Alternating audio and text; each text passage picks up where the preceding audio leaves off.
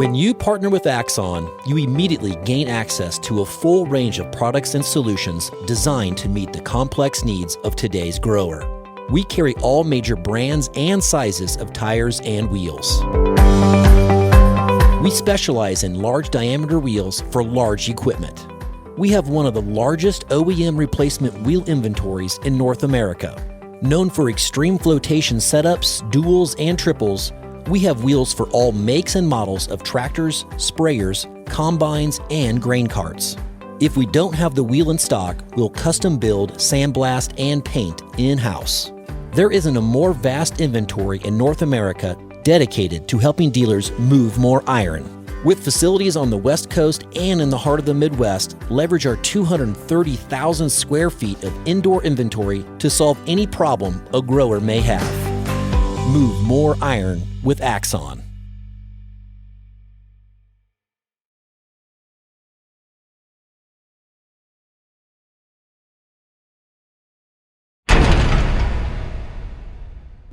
Moving iron.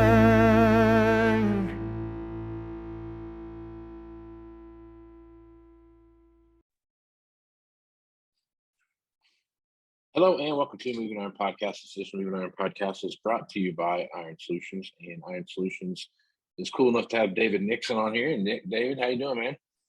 Good, Casey. Thanks for having me. Man, I'm glad to have you on here, man. So, David, give a little bit of background about yourself and what you do over at Iron Solutions. I'm account manager, cover most of the eastern side of the U.S. My primary role is showing iron guides to our customers, talking about Iron HQ. Today, I'm going to be demoing iron guides so everybody can see how the functionality flows. Awesome. Might even be showing you guys our the first unveiling of our new comps tool as well. So we'll look for that at the end. Okay, that sounds exciting. All right, David. So let's take a little bit. So let's just talk a little bit about iron guides and what that is. So pretty important during the evaluation process to understand what you have, what it is. Do you have the right serial number, the right year? Do you have everything correct when you go through that? Kind of talk about your experience with the evolution of iron guides over the years since you've been working. I've been here for about 3 years, so there was a lot of stuff that happened before me. But primarily, iron guides is set up by getting price booked from the manufacturer. That kind of establishes a backbone. Then we receive used sales transaction reports from dealers all over the U.S. and Canada, and we apply those to the information that we already have from the OEMs, and that's how we produce the guide. It started off years ago as kind of like a co-op type of deal, but it's evolved into an actual company now, and we service a lot of dealers, lenders, appraising services all over the country and in Canada as well. Yep. Okay. Well, let's take a look at your at the guides there, and let's run through your demo here. I'm gonna share my screen. You see this okay? Yes, sir. This is the initial iron guides interface. We call this our dashboard screen. Several things you can do from here. You're going to see news releases whenever we release a new edition of iron guides.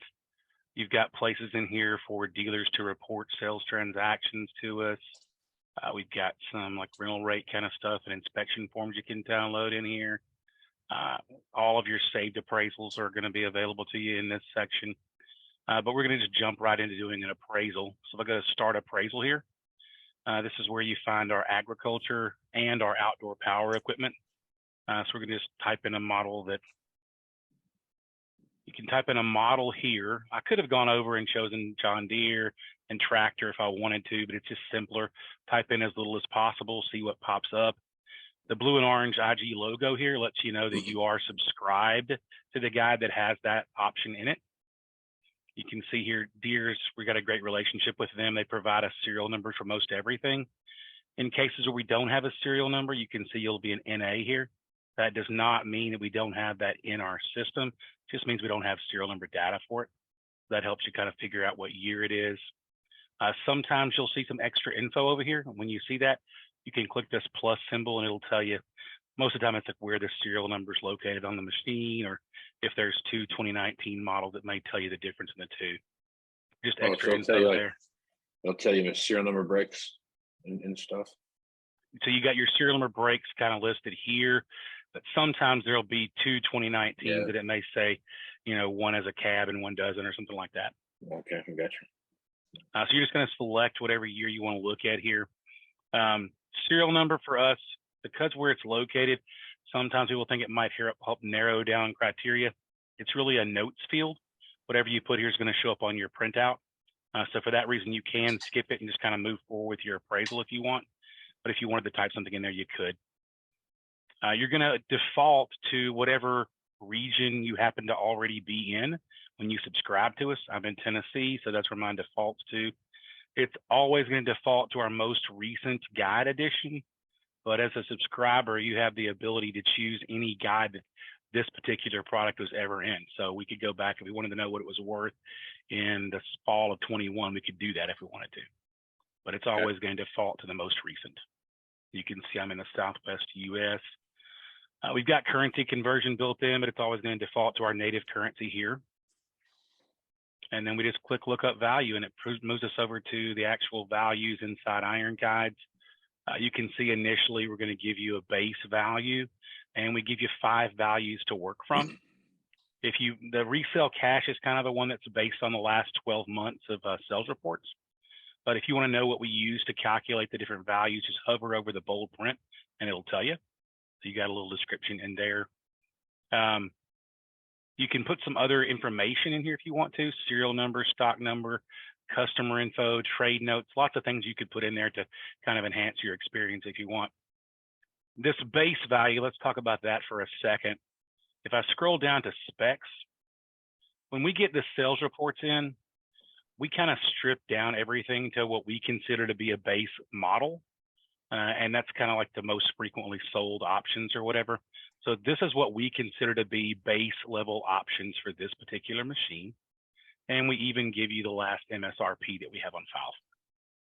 So how do you go about making that decision as to what's base and what's not base? We have a team of people here in Franklin, Tennessee that actually review all the sales reports. And based on their analytics, they figure out kind of, this is the one that was sold this way 90% of the time. And sometimes you'll see that there may be some specs that we'll see that over here in the selected options. Let me just show you that real quick. When we go to choose selected options, you can see here, there are downgrades. There are things you might consider that to be the real base of the machine, but because most of the machines were sold with the option that we have already listed on there, those things are considered downgrades. So we've analyzed the reports we've got, put all that data together to come up with the base value. So you're not physically looking at the guide, at the actual price books and seeing what the base level machine specs are. You're basing it off of what your data is saying. Like, this is a very common spec, even though it may be a high spec machine, but that's a very common spec. So if it's, like you said, 90% of them don't have ILS on it, then that would be an option that you said, hey, it's an upgrade if it's there. But since most of them have that, you're saying that the even though non-independent link suspension would be a quote unquote base level machine, you're setting it up just based on what your data is showing you from the most common specs that you see out there. Exactly. Yeah. And we do have the price book data as well, but we use the sales reports to establish this base. Yeah. So before we go into choosing options in there, what's the first adjustment piece we've got is our engine hours. And you can see for this machine, we're showing an average of 1668. You could leave that alone. If you have the engine hours, it's good to go ahead and put those in there. So let's say I put 2068 just to make it simple math. It's going to take what our average is minus this, and then times whatever our variable usage dependent rate happens to be. And that's going to give you a deduction for the machine or an increase if it's low hours. If for some reason you don't like that number, you have a better rate you want to use, you can click here and put in your own adjustment number if you want. And I do that just to show you that it's simple math. It's this minus this times this gives you the deduction. We have 80 years of data doing this. So most of my customers just leave that alone and put in their engine hours and kind of roll with it. You can see when you get the deduction, it's going to flow up here at the top. So now we have base value, usage adjustment, and adjusted total. You're going to see that happen at the top here as we go through and add options as well. So questions on engine hours at all? Yeah, so it's a little bit different than what people think about. When most people think engine hours, they're thinking like, here's what it costs. The depreciation cost was divided by the number of hours, and that's what you come with. That's how you get it. So, for example, if you take a look at let's use your tractor example here. So, if you take your tractor example and it comes back as, you know, $40 an hour or whatever it is, and you think it should be $80 an hour, explain how the philosophy of how that number gets put into the system. I think John Womack has been on the podcast before, and he's probably better a guy to explain all the numbers behind it. But what I can tell you is that an hour is worth more at different points in the life cycle of the machine. Sure. And so we take all of those things into consideration when we're developing this rate. I can tell you that much about it, because John and his team knows all that mathematical stuff behind the scenes there. Yeah, it's a little bit. There's a bit of a misunderstanding, I think, a little bit to how that actually comes out and how that looks. But when you actually walk through how that factors put in there, it makes a lot more sense. So we'll have John on absolutely to talk about that. So those guys have algorithms and flow charts and all kind of stuff to show how the engine hours are affected early on in the life of the machine, and then of course as the machine gets a little bit older too. Yep. So yeah, not standard depreciation really there. We do have a depreciation set up for all of these different options though. This is not what they cost at the time of purchase. So they have been depreciated over time. We go through here and we can select, we're going to be able to select the options that are on our machine. And I'm just going to select a few so you can see how they look later on the printout. So I've got a few different things selected there, and you can see we've affected our value by $19,000, right? When I go to the top, we now have, again, base value, usage adjustment, options, and now we have a new adjusted total. The adjusted total is what you want to look at when you're kind of figuring out how to value the machine when it's going to be a trade or a floor plan or whatever. So it's important, you can see here, knowing which options you have on your machine versus also just looking at regular random auction transactions out there in the marketplace. One option can change your value by a lot of money. So having these options in here broken out separately is a huge deal. We kind of think this is our secret sauce and what makes our tool really, really valuable. So questions on selecting options there? No, I think it's just making sure you got the right one selected. I think it's done. You guys do a really good job of laying out like what is the right, when you start looking at all the different, especially like the GPS stuff, you start looking at all the different stuff that goes in there and laying those out. What's the right option to have on what machine? So yeah, that's very important. It really can sway the machine dramatically, in one way or the other. That's actually a good point. If you did have an option that wasn't listed in our selected options box here, we could go to my options, type in that particular option and add it, and you can assign your own value to that option, and it'll be added to the total appraisal as well. So that's kind of a way of doing some custom options in there, or maybe it has an implement or something like that with it that's not in wasn't available at the time of purchase. So we've pretty much gone through an entire appraisal here. The only other thing we kind of got to look out for and look at is the reconditioning. So on this machine, we've got a flat rate of $29.50 already built in for reconditioning, but it's not on all of these values. If you notice these two zeros up here, reconditioning is only applied to trade rough and trade premium on the adjusted total. So if you have a pretty robust service department and they've already done an evaluation on the machine, you could put your number in here, but it's going to be affected by that $29.50. For example, if I was to remove that, let's say I put 0. you can see at the top, it's going to add that back in on the value of the sheet. So those two values are affected by that. But usually, again, I'll leave that pretty static. If for some reason you wanted to use a different number, all of these, or if you wanted to manipulate the value a little bit and add in your margins or delivery allowance, we have these adjustment pieces built in here, and you can toggle between a flat rate or a percentage. By clicking on the little arrows, you can go back and forth. If you want to do a percentage of the cash selling price, you can change that here. If you want to do a flat rate on delivery allowance, you can add that in. You've got some other costs that we haven't thought about yet. You can do a flat rate or a percentage on that. The different adjustment factors built in here for you. Once we get done with this piece, we typically go and look at comparables. So we've got a comparables tool built in here, and you can see you're able to choose between advertised listings, auction reports, and sold reports. And you can go through and kind of, this gives you an idea of what we get on a sold report from a customer. So you can see all the different details that we get. We have those kind of put into our system in a way that we can manually click a box and check them in there. But if you look at these sold reports, you kind of want to look through there, figure out the ones that are going to match your piece of equipment that you're working on, and then click on them. And I'm just going to click on a couple here. And when you click on them, they're going to automatically be added to this appraisal, and they'll be on your printout when we get done. So I've chosen a couple of sold reports, a couple of auction reports, and a couple of advertised. Advertised have the pictures. We're actually working on getting the pictures in for these two. We're always enhancing this tool. So when I click on a couple there, I'm going to go down and click on our printable sheet. Click Save and Download. You can see we've got a printable sheet popping up here. It's going to be able to be saved as a PDF, or you can print it out if you want to.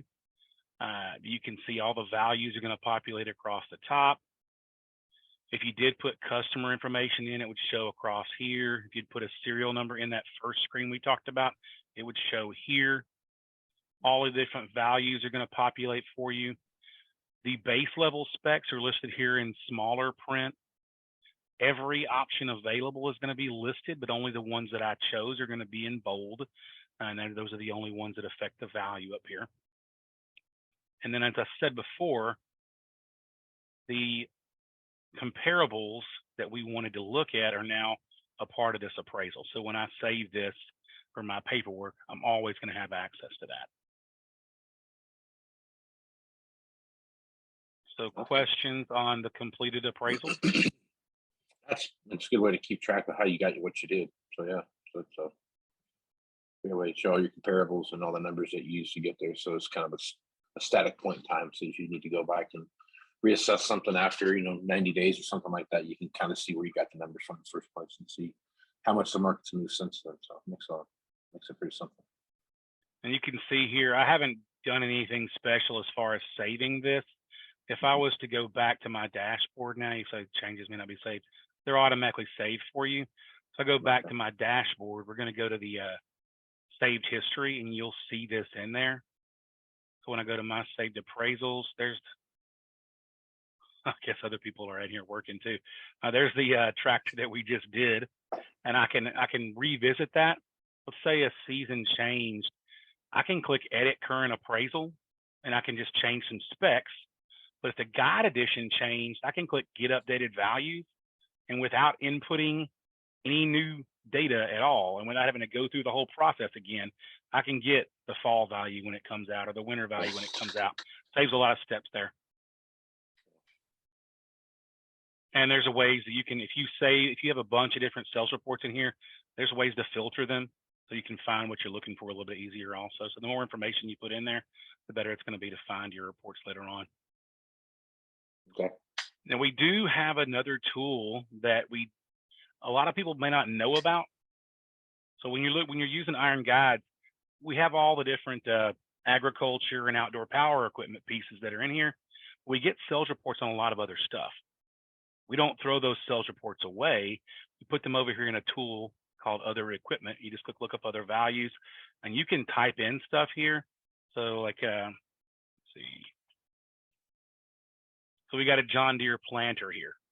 Planters are really hard for us to establish a base value for, so they end up in this other equipment guide. This particular one we have 283 sales reports for.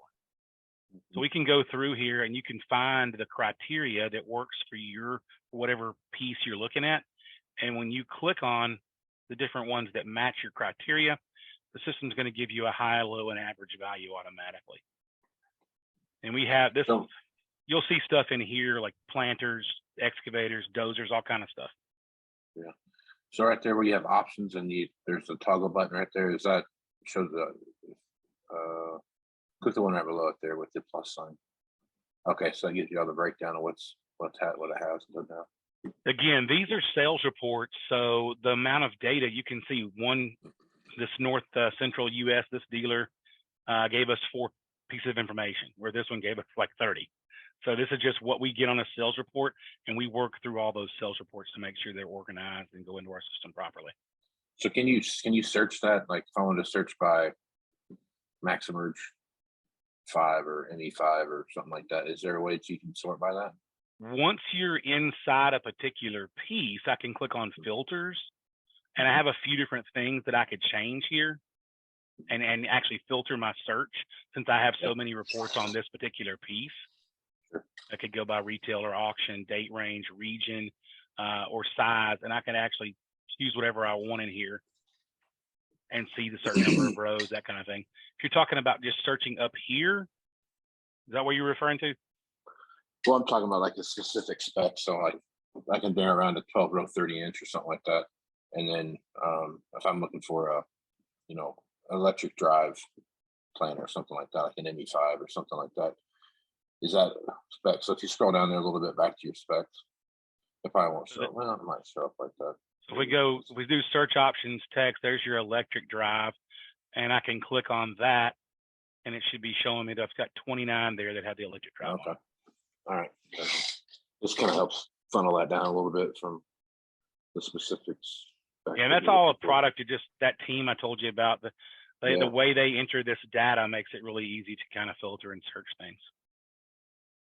I show you this because I also wanted to show you our new comps tool that we're working on. Okay. We've actually in a soft launch right now. We got a few people that are actually looking at this with us. So this is what our comparables are going to look like going forward. A much more robust tool. We've got currently a few different options for you to choose for date ranges if you wanted to see just more recent sales reports. I think we're going to add in one for a longer range as well, like 18 months to 2 years if you wanted to see older sales reports built in there. You can choose the engine hours. You get to kind of customize once you're done with your appraisal and you're in this comparables section. You could even see, okay, these are the only options that I want to see in my comparables that I'm looking at. So you can kind of filter there. It's going to default to every region, but you can narrow it down if you want to. You can narrow down the model years. And what's really cool about this is the dealers that report their sold transactions to us are going to be able to click on my sold reports and see their own sold reports in here. So again, looks like I'm getting kicked off for some reason. But still have the auction advertised and sold reports in here, but you're going to be able to see them in a lot better form. And when we get the data, it's been kicking me off. Like I've got too many sessions open, it looks like. But I want to give you guys a sneak peek of this so you can kind of see how the tool's working, what it's going to look like in the future. And you'll be able to compare a lot more different transactions that match the piece of machinery that you're looking at. Right on. That's a pretty handy tool. We're pretty excited about it. I think it's going to be really nice. And what we're going to do eventually on the next phase, we're in phase 1 right now. We're in phase 2. That other equipment section I told you about, that I just showed you, is going to be in here. Okay. So you'll be able to kind of find those pieces of those other unique pieces, and so that planter that we had 290 sales reports for, they're going to be in here rather than that other format. Okay. So this is all based on just having conversations with customers and kind of listening to what they think, they're telling us they need to be able to conduct their business a little bit better. So trying to listen and get it done. It's awesome.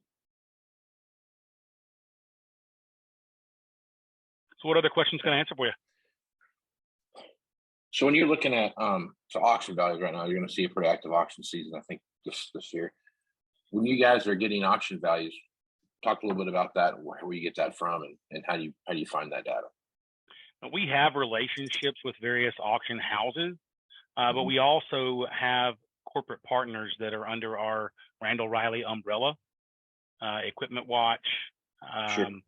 a couple of those other businesses that handle a lot of auction values. And we now have all that data in a data pool. So we can pull it all in here, a lot of different sources to be able to pull in more auction data than we've ever had. That's awesome. I think that's one of the key factors. I think when I'm looking at equipment is what's the auction market doing and how's that affecting the overall retail market, and trying to marry those two things together so you're not too heavy one side or the other, and you're kind of trying to find that balance there in between. Looking at those values, because it's a oddly, and you're probably seeing it in values. How much stuff has changed over the last 2 years, how fast they went up, and how now they're I was going starting to come say down. that balance has been really hard to find over the past 2 years, Yeah. for sure.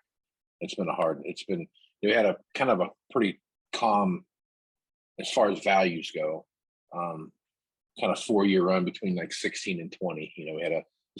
Everything kind of stayed very linear, I guess, if you wanted to use a good word there. But when you started seeing the stuff from COVID and price increases and everything else coming into play, and availability and all the factors that played into pricing, and that shot up, and now we're starting to see that kind of wear off. It's a hard kind of thing to keep your arms around. So I guess talk about that a little bit, and the data that you guys are getting. I talk with John Womack a lot about what they have going on, and the amount of attention you guys are paying to that is it's staggering how much time you're spending on that. So I guess talk a little bit about that how you guys are staying ahead of that curve, I guess. Yeah, John and his team are really good at that. Again, 6-person team here in Franklin, and that's pretty much all they do is look through sales transaction reports. John and his team have been really good about working with our new brother and sister companies under the Randall Riley umbrella. Randall Riley is really just it's a massive data company. Yeah. So we have a lot of different sources that we can pull in now, and when they pull that data into our system, we've already got a lot of really good analytics products in there.